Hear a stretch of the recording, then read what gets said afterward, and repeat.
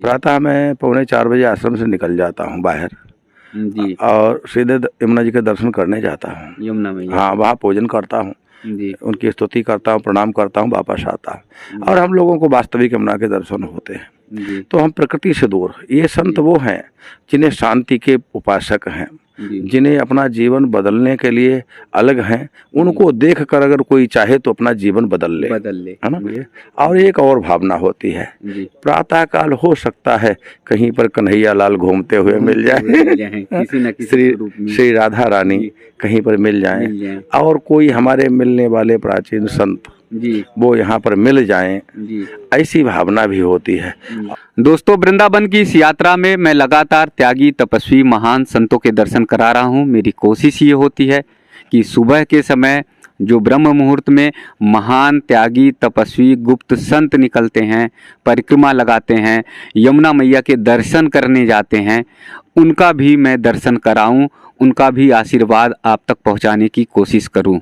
सुबह शीतलता होती है, प्रकृति शांत होती है, परिक्रमा मार्ग पर बहुत कम लोग दिखाई देते हैं और ऐसे में अगर गुप्त संत का दर्शन हो जाए, ऐसे में दंडी स्वामी का अगर दर्शन हो जाए तो भाव से भर जाता है मन, आनंदित हो जाता है और ऐसा लगता है कि आज सौभाग्य जो है खुद दौड़ कर चला आया है। तो आज फिर वास्तव में मेरे लिए तो सौभाग्य दौड़ कर आया है।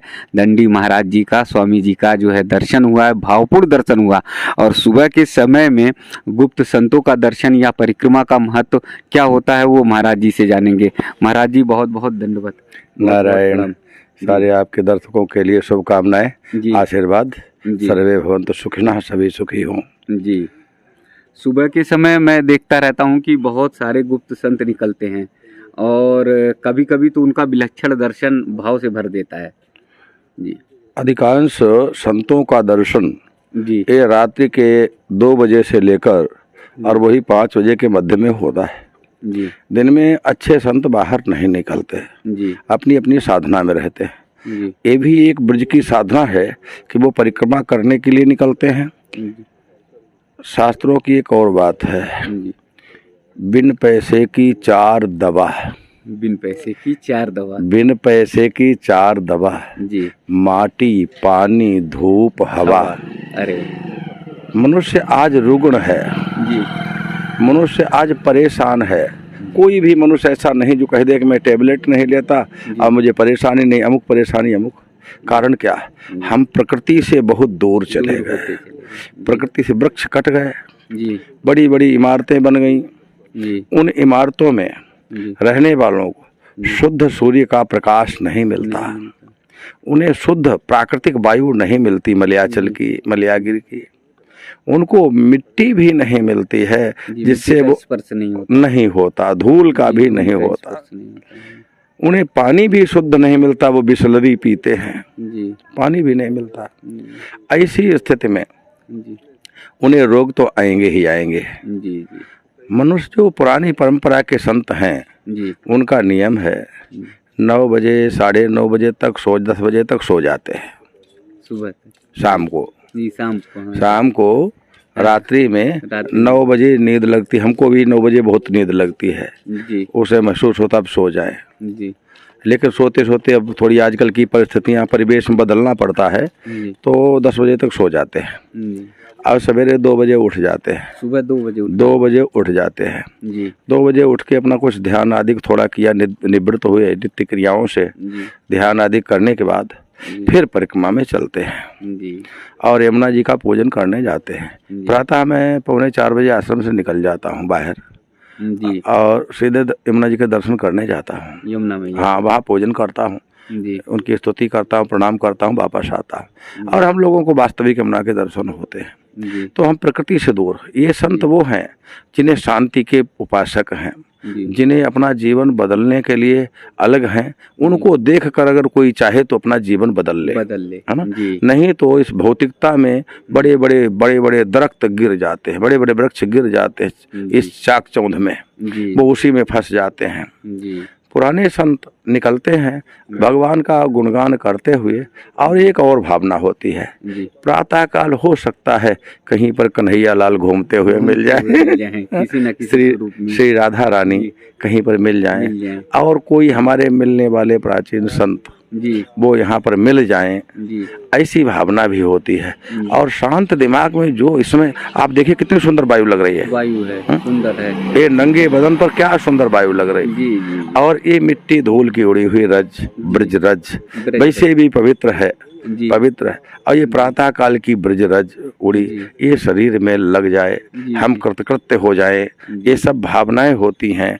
जी। इस समय जब जाते हैं तो खुला आकाश, आकाश रहता हैं? है। आजकल राहु केतु शनिश्चर लोग में चलते हैं, जी ये राहु केतु शनिश्चर कहाँ है, आकाश में स्थित है, इनकी किरण वहीं से आती है। जी। तो ऐसी स्थिति में ये राहु केतु सबकी किरण दूर करने के लिए गुरु भी ऊपर विद्यमान है, जी। शुक्र भी विद्यमान है, मंगल भी विद्यमान है। जी। इन ग्रहों की छाया, तारों की छाया में आपको स्मरण होगा, पहले वो लोग आते थे छलनी में पानी लेके तारों की छाह में स्नान कराया जाता।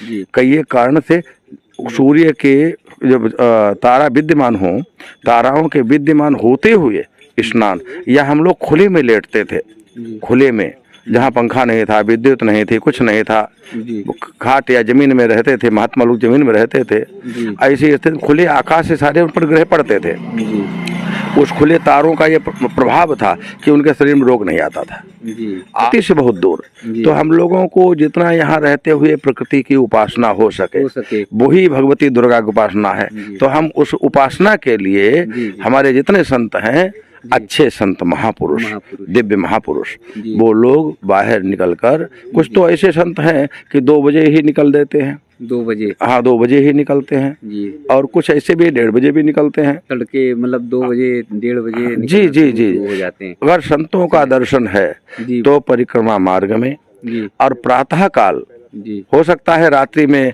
आपको 12 बजे के बाद रुकना पड़े, देखना पड़े, है ना, तब आपको दिव्य संत अभी भी वृंदावन में संतों से खाली नहीं है। वृंदावन, हाँ जी खाली नहीं है, वो अलग बात है कि जो आपको दिखाई दे रहे हैं जी। वो अलग हैं, वास्तविक संत लोगों को दिखाई नहीं दे रहे हैं, जी। लेकिन आप तो संतों का संपर्क कराते हैं, संतों के दर्शन कराते हैं, जी। दिव्य संतों के। प्रातःकाल लोग सोते हैं, जी प्रातःकाल लोग सोते हैं। हाँ। जो रात के 2 बजे तक जगेगा, 1:30 बजे तक जगेगा, वो सवेरे सोएगा ही सोएगा, जी। लेकिन संत का ये कर्तव्य नहीं। जी जिसमें लोग सोते, यही जम जामिन जागे ही जोगी, परमार्थी प्रपंच वियोगी। जी इस रात्रि में, ज्ञान रूपी रात्रि में संत लोग जगा करते हैं, जगते हैं। हाँ, जी जी प्रपंची सोते हैं, है ना। सोते हैं। तो ये महापुरुष आपको मिलते रहते हैं, मिलेंगे भी, लेकिन और थोड़ा जल्दी, और थोड़ा उसमें कभी कभी आप भयंकर शीत पड़ता है, और कोहरा पड़ रहा होता है, जी बर्फ पड़ रहा होता है, जी निकलने की, पानी जमने वाली स्थिति होती है। इस परिक्रमा मार्ग पे आप संत मिलेंगे, आप सोच लेना जी जी कि ये कोई दिव्य संत हैं, जी जी हैं? वो कोई बहुत कंबल नहीं लादे होंगे, ऐसे संतों के दर्शन हों। जी। कई बार कड़ाके की ठंड में मैंने देखा, महसूस भी किया है, जनवरी में, दिसंबर जनवरी में, और संत महाराज जी 2 बजे 3 बजे भी निकले हैं। हाँ, घना कोहरा है। 1:30 बजे भी निकले हैं, जी जी 1:30 बजे। एक संत आते हैं हमसे मिलने, उनका समय ठीक 1:30 बजे होता है रात्रि में, रात्रि में 1:30 बजे। 1:30 बजा रात्रि के, जी वो ठीक आते हैं उमापीठ पर। जी आप बिल्कुल निराट नग्न होते हैं, जी निराट। निराट नग्न होते हैं। जी एक संत आते हैं, वो केवल एक कौपीन लगाए होते हैं, नग्न होते हैं। जी एक दिन तो ऐसा हुआ, कुछ लोग अलीगढ़ के आए हुए थे मेरे पास, जी ये सेकुलर वाले लोग, जी तो रात्रि में कुछ विलम्ब हो गया, तो भोजन कराने में 12 बज गया। जी सबको, जो ब्राह्मण और लोग आए हुए थे, जी तो उनको भोजन कराने में रात्रि 12 बज गया, और इतनी भयंकर ठंडी उस दिन कड़ाके कि कड़ाके की टोटी जमने वाली स्थिति, पानी छुआ नहीं जाए। जी अब मैं गरम गरम पूड़ी थी, क्यों 15-20 लोग थे, तो उनके लिए गरम गरम पूड़ी और सब्जी निकलवाए। आलू की वो निकलवाई, वो खिला रहे थे। उसी समय एक संत आए, जी और संत आके उमापीठ के दरवाजे किनारे खड़े हो गए। ये लगता था कि ये संत अब कहीं भगवान को ना पधार जाए, जबकि उनकी अवस्था उस समय रही होगी 45-50 की। जी निराट नग्न थे। जी हमने उनसे प्रार्थना की कि महाराज भिक्षा कर लो आप भी। बोले स्वामी जी हमको भिक्षा चाहे मत कराइए, हमको एक कंबल दे दीजिए, कंबल दे दी। कंबल दे दीजिए, आज मैं बचूंगा नहीं, बहुत सर्दी। जी जी जी अब हमको उसी दिन कोई सेठ 2 कंबल दे गया था जी। हमारे लिए, हमारे पास भी कंबल नहीं था, हाँ हाँ लेकिन हम चूंकि आश्रम में थे, जी उन्हें बाहर परिक्रमा में जाना था, कहाँ पे जाना था ये पता नहीं। हाँ मैंने उन्हें एक कंबल दिया, नया कंबल था, जी उन्हें जब कंबल दिया ओढ़ लिया, उन्हें थोड़ी भिक्षा किया, जी 4-6 पूड़ी भी गरम गरम खाई, गर्मी आई, हाँ, तो बोले कि स्वामी जी आज आपने मुझे बचा लिया, आज मैं निश्चित ही मर जाता। जी तो ऐसी कड़ाके की ठंड में, कहने का आशय जी कड़ी सी कड़ी ठंड में महापुरुषों को इससे मतलब नहीं, क्योंकि उनका ध्यान इस ठंड में नहीं है। जी लगेगी जरूर, शरीर उनके पास भी है, जी ठंडी भी लगेगी, भूख भी लगेगी, निद्रा भी लगेगी, हमको भी लगेगी, लेकिन हम इनके वशीभूत नहीं, ये वशीभूत हमारे नहीं। वशीभूत हैं। हाँ जी भूख हमारे वशीभूत है, जी जी निद्रा हमारे बस में है। हम चाहेंगे उतनी देर ही लेटेंगे, हम चाहेंगे उतना ही सोएंगे, जी हम जब चाहेंगे वही करेंगे। जी हम इंद्रियों के गुलाम नहीं, इंद्रियां हमारी गुलाम हैं, गुलाम है ना। तो महापुरुषों को इस प्रकार दर्शन होते हैं रात्रि में। जी। फिर तो ये भीड़ में अगर कुछ देखा जाए वो तो भीड़ है, जी वो एक देख के दूसरे को देख के चलते हैं। जी तो आप लोग बहुत अच्छा करते हैं जी। इस चैनल। अभी जो है यूक्रेन पर हमला हो रहा है, रूस कर रहा है, और ऐसी स्थिति कई बार बन जाती है, ऐसा लगता है कि अब जो है कहीं विश्व युद्ध ना होने लगे। तो विश्व में जो अशांति है वो फिर शांति कैसे आएगी, और शांति के मार्ग पर विश्व दुनिया कैसे चलेगा? मैंने बताया, जी। जब तक भारतीय सनातन परंपरा को लोग नहीं अपनाएंगे जी तब तक अशांति ही अशांति रहेगी। जी जितनी भौतिकता में जाएंगे, जी जितनी भौतिकता में बढ़ेंगे, चाक चौथ बढ़ेंगे, उतनी ही अशांति आएगी। जी जितने इन अस्त्र शस्त्रों की क्या आवश्यकता थी? जी यदि हम सनातन परंपरा पे चलते, हम आप एक हैं, जो आप हैं वही मैं हूँ, जी और सर्वे भवन्तु सुखिना का नारा देते हैं, ये सनातन का है। सहनौ भुनक्तु ये नारा भारत का है, वैदिक नारा है? सहनौ भुनक्तु, हम लोग एक साथ बैठे, सभी लोग समृद्ध हों, सभी लोग भोजन करें, सभी लोग पहने, सभी लोग रहें, सब में मित्रता रहे, ये हमारा नारा है। लेकिन आजकल अपना जो एक अहम वो बढ़ा हुआ, हमारे पास इतने हथियार, वहाँ इतने हथियार, हम इस हिंदुओं को नष्ट कर देंगे, जी हम हिंदुओं को मार के रहेंगे, सारे देशों पर कब्जा करेंगे, पूरे विश्व पर हमारा ही कब्जा होना चाहिए, जी ये जो भावनाएं हैं ये अशांति की हैं, यही बढ़ रही हैं। जी और यूक्रेन पर रूस ने हमला किया, वो अच्छा किया, जी और उसे तो परमाणु बम डाल ही देना चाहिए, वो रुका क्यों है? जी है ना। बहुत आवश्यक है यूक्रेन पर परमाणु बम डालना, जी और अमेरिका पर परमाणु बम डालना। जी अगर हमको पुत्र मिलता, हमसे बात करता, तो हम कहते कम से कम 20 बम एक दिन में गिरा दो, न्यूक्लियर। जी जी इतनी आबादी, जी इतनी बढ़ा रहे हो, जी। सबके दिमाग खराब। जब कहीं बम गिर जाएगा तो 2-4 लाख लोग मरेंगे। जी 8 अरब की आबादी है विश्व में, जी 8 अरब की आबादी है। कुछ दिन के बाद जब कोई घटना घटती है तो मानसिकता होती भैया संसार में कुछ नहीं। अभी कोरोना आया, सभी देश थोड़े शांत थे, जी सभी शांत थे। कोरोना काल में एक महामारी आई, सभी लोग शांत थे। ऐसे ही जब 16 जगह 15 जगह बम गिर जाएंगे बड़े बड़े, जी है ना, इनके लोगों के, तो इनके दिमाग ठिकाने आएगा। ये जो बड़े बड़े हैं ईगो वाले, ये सब सही हो जाएंगे। जी। और इन्हें सनातन संस्कृति को अपनाने को भारतीय संतों की शरण लेनी पड़ेगी। भारतीय संतों की शरण में आकर, जिम्मी हरि शरण ने एको बाधा, जी यहाँ भारत के संतों के पास आकर उन्हें अपने कल्याण का मार्ग खोजना पड़ेगा, और मानेंगे फिर सनातन धर्म की स्थापना होगी। 200 वर्ष के लिए फिर सतयुग जैसा माहौल होगा। लेकिन कब? जब एक बार विश्व युद्ध हो जाएगा, तब तो एक बार विश्व युद्ध होना है, होना चाहिए। तीसरा विश्व युद्ध, तीसरा हो, ये तो लोग कहते हैं मूर्खों की बात है तीसरा। हम तो ये कहते हैं एक विश्व युद्ध हुआ था लंका में। जी पहला विश्व युद्ध हुआ था लंका में। जी जी और क्यों हुआ था? एक स्त्री का अपमान किया था, एक बहुत बड़े राजा ने, जी जी बहुत बड़े शासक ने, जिसके शासन में सूर्य चंद्रमा भी थे, जी जी ऐसे शासक ने किया था। उसका परिणाम कि वहाँ कोगन सकई निशाचर जाति कितने थे, वो सब मारे गए। दूसरी बात, दूसरा विश्व युद्ध हुआ, एक स्त्री का अपमान किया गया। ये हुआ विश्व युद्ध भारत में, वो हुआ कुरुक्षेत्र। महाभारत का अर्थ है विश्व युद्ध। वो विश्व, सारे विश्व के लोग लड़ रहे थे। वहाँ भी परमाणु बम्बों का प्रयोग हुआ था। परमाणु बम्बों का? अरे भाई, वहाँ का परमाणु क्या था? वहाँ था ब्रह्मास्त्र, नारायणास्त्र, पाशुपतास्त्र, पर्वतास्त्र, पर्जन्यास्त्र, ये अस्त्र थे, वायव्यास्त्र, ये सब परमाणु बम है। परमाणु बम तो वापस नहीं की जाती, उन्हें तो मनुष्य चाहता चलाता, न चलाता नहीं चलाता। और जो कह देता कि एक ही आदमी को मारना, तो वो एक ही को मारते थे। एक ही को। हाँ। इतना हमारा शास्त्र मजबूत था। इतना मजबूत था। जी। पाशपतास्त्र है, जी। एक ही व्यक्ति को चलाना है। इससे यदि पाशपतास्त्र प्रलय करता है, जी।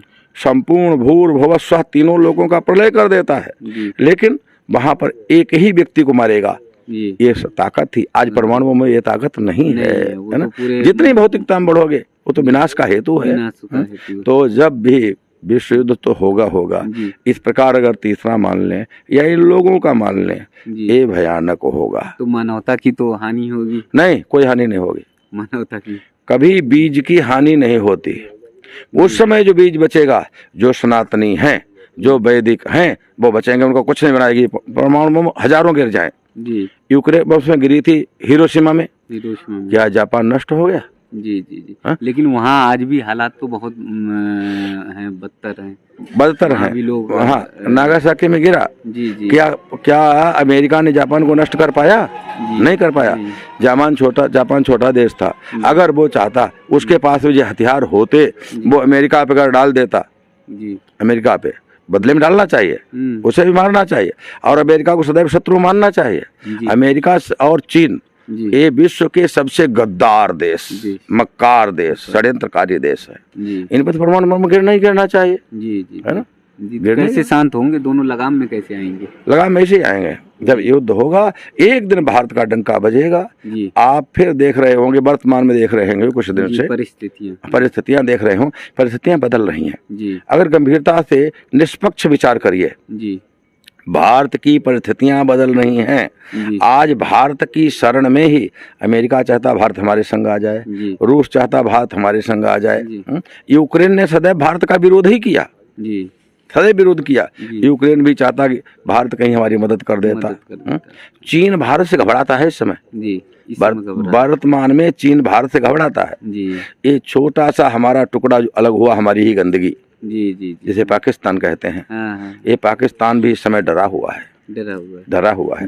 हाँ, अफगानिस्तान के आतंकी भी डरे हुए हैं इस समय, है ना। तो ये कुछ बदल रहा है। लोग मंदिरों में जाने लगे। जी। लोग थोड़ी देर बैठ के राम राम करने लगे। जी। लोग संतों के शरणों में जाने लगे। जी। मानने लगे। ये सरकार क्यों बन रही? आप देखते, अभी योगी आए शासक, योगी जैसा शासक आया, क्यों आया? इन्हीं धर्म के कारण, धर्म की जय करने। अरे भाई, राम राम, अग्नि का काम है जलाना। जी। है ना, जलाना। अग्नि का काम, राम नाम का काम है पापों को जलाना। जो लोग उच्चारण करते मरते हैं, उच्चारण करते चिल्लाते हैं, जय श्री राम, जय श्री राम, जय श्री राम, कल्याण तो होगा, सुनेगा उसका भी, अब बोलेगा उसका भी। भारत बदल रहा है। तो ये महामंत्र का जो नाम है, हाँ, जो भी लेगा उसका उद्धार होगा। बिल्कुल, चीख लेना चाहिए। जी जी जी। जी जी। श्री राम जय राम, जय जय राम, श्री राम जय राम, जय जय राम, जोर जोर जी चीख लेना चाहिए। दोस्तों, महाराज जी ने पूरे विश्व की जो स्थितियां हैं उसके बारे में बताया, मानव कल्याण के बारे में बताया। हमारे संत महात्मा त्यागी तपस्वी कितना अध्ययन करते हैं, कितना चिंतन करते हैं, ये एकदम आप सबको पता चल गया होगा।